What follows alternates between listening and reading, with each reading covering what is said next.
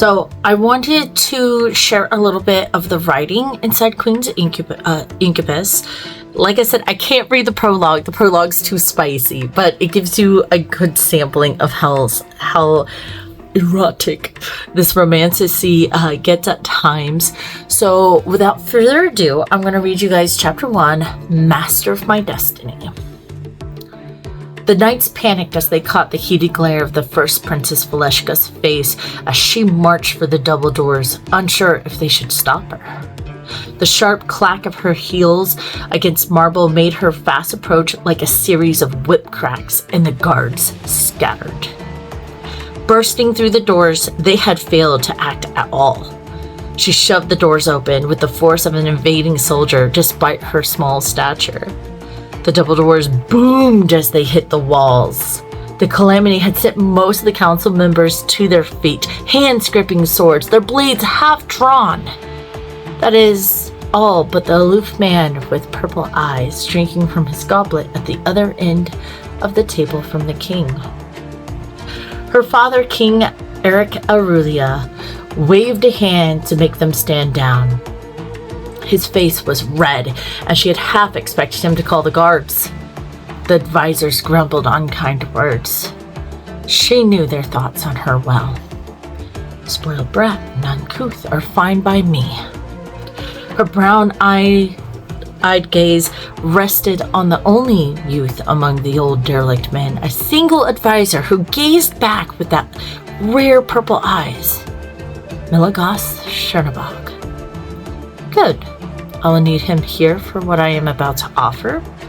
How dare these old fools decide both my sister's and my own fate without so much as asking me to be here to bear witness of what they intend to do with us. What is the meaning of this, daughter? Demanded her father with a hardened stare under his crystalline crown and obnoxious red-dyed cape with mink fur trappings.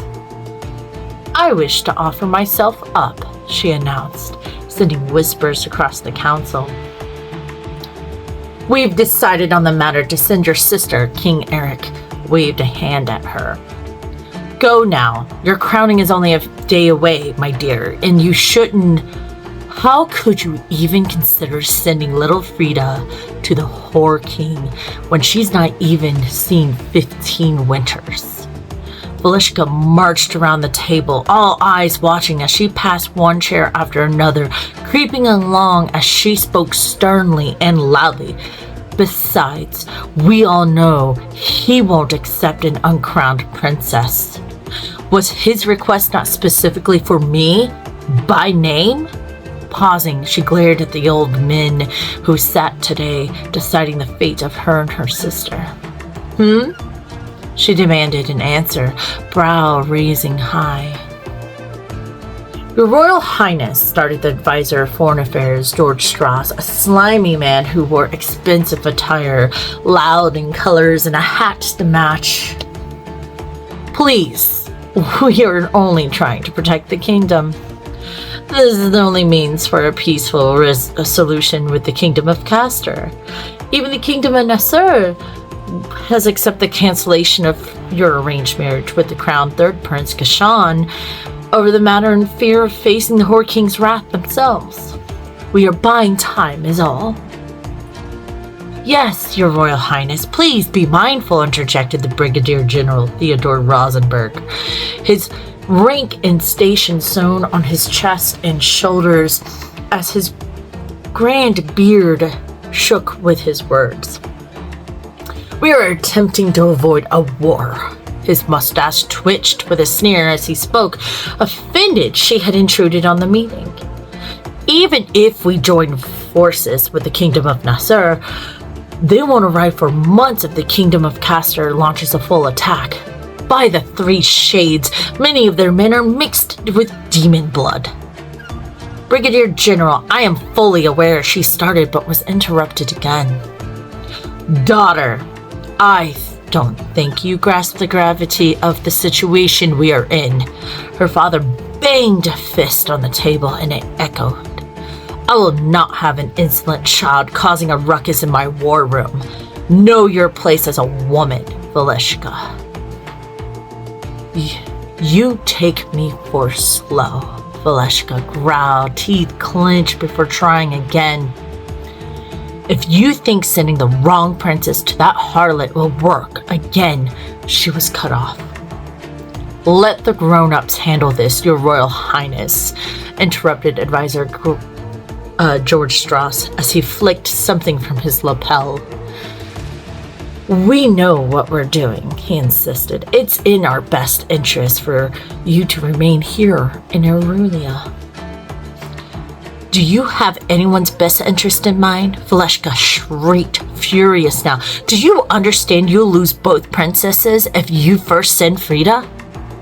We will decide on the matter, interjected Advisor of Commonwealth Claude Vandal, the oldest gentleman in the room, the glasses on his gaunt face massive. The turmoil this can cause for the people of our kingdom would ruin us. We need you to remain here. Besides, Frida is a concubine's daughter. Losing her is not devastating to the kingdom. I am aware that's how the council sees her. But what good will come out of angering? Valeshka started again, but the men continued their joint effort to speak over her. Listen, Your Royal Highness. Brigadier General Rosenberg rose to his feet, his face red as her father's. This is not child's play. Lives are at stake. Leave now so we may discuss these matters. Ping! Metal against metal rang through the commotion. Heads turned to the still, lax posture of the Advisor of Inequity, Milagos Chernobog. Let the princess speak, demanded, silencing everyone, including the king. I wish to hear what she has to offer, as she seems to be the only one who cares about the reaction the Whore King would have to this debauchery you have been discussing for days. Milagos yawned before motioning for her to continue. Go on, Your Majesty. I wish to hear what it is you propose. You're not wrong that the idea of Frida's arrival would insult him. Trust me, I am very aware of how many things sent him into a quick rage, including my name. Valeshka swallowed as Milagos stared, refilling his goblet with wine. His sword sat across the table now. Did he knock the pommel on his empty cup? Yes, I came here to offer a plan to appease King Alexandrian Castor, the Whore King. Straightening herself, Valeshka projected her voice, carefully articulating her words so as to make no mistake about what she would propose. As you know, he wished to sign this agreement with a magical contract. He has requested the first princess to deliver me, untouched and directly after my crowning.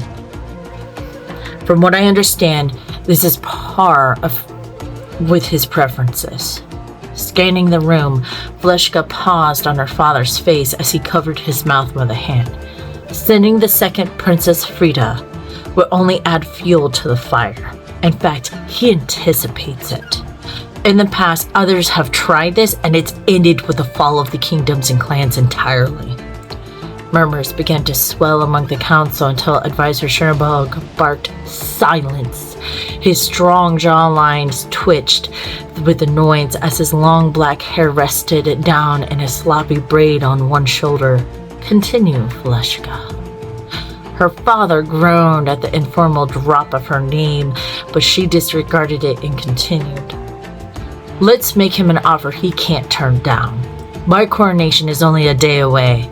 We offer a crowned first princess as he requested, but if he would allow time for me to be trained and take on the task as his queen in lieu of... I object to this, shouted Advisor Strauss, who stood in alarm. You can't expect us to agree to this farce. He was a slender and small man in stature, but his voice was enough to make Valeshka wince. This means you're giving him access to the Aurelian throne. You can't be serious, shouted Brigadier Rosenberg as he too stood and towered over her. You want to give him access to our military force. This is madness. Silence, commanded Advisor Chernobog. Don't make me put you both on your knees like whores before Her Royal Highness First Princess Valeshka. They paled and sat, eyes averted from Milagos and Valeshka. Sorry, Valeshka. It seems this council has forgotten its manners. Milagos leaned on the table, his golden chain earring swinging. Continue. I imagine you're aware of this. Yes. Valeshka restarted slowly, marveling over the way in which the lowest-ranked advisor could overpower the other so easily. Was I mistaken and ill-informed as to where Milagos's rank falls on the council? That's not even the end of chapter 1, but that's all I'll give you guys for now.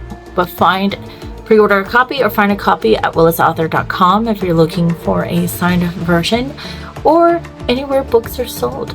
Excited to have this book in hands.